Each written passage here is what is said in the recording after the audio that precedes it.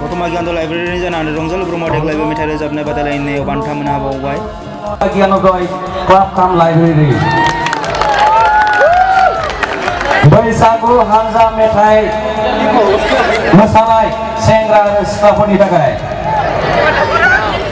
First प्राइजखौ मोननो हादों दतमा गियानोदय क्लाब काम लाइब्रेरि। दतमा गियान लाइब्रेरिनि थाखाय जोबोर रंजाथावनि बाथ्रा बे सेंग्रा सिख्ला मोसानाय बादायलायनायाव आरो देग्लायबो सेथि बान्था मोननो हाबावबाय। मोसानो फोरोंगिरि मानगोनां गिदिरफोर दैमारिनिसिम रोजा रोजा साबायखर थाबाय आरो मोसानायखौ दिथा होनाय मेडाम अफिलानि नैथि देरहासार जोंना बाजैयासो फोरमायदो नैथि देरहासार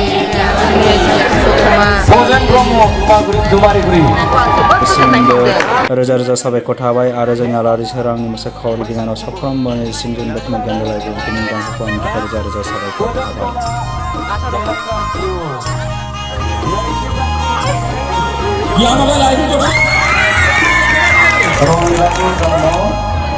दतमा गियानोदय क्लाब काम लाइब्रेरि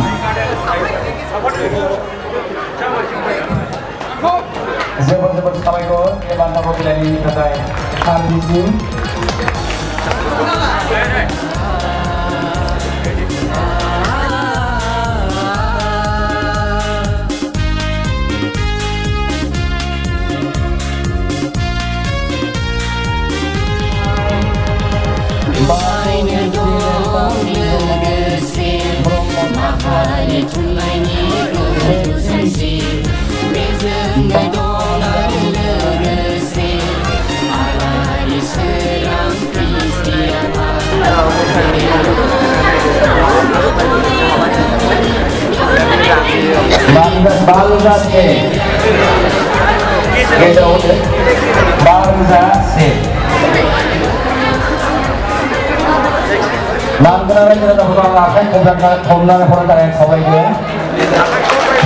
बिथांमोनानो जाहैबाय दतमा गियानोदय क्लाब काम लाइब्रेरिनिफ्राय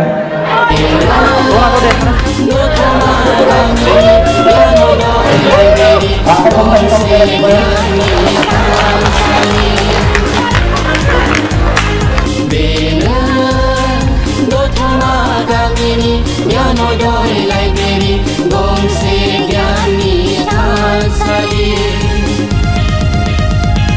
समाधि नेनानै थाया थांखांनाय समखौ मोनबाय थाया समाधि नेनानै थाया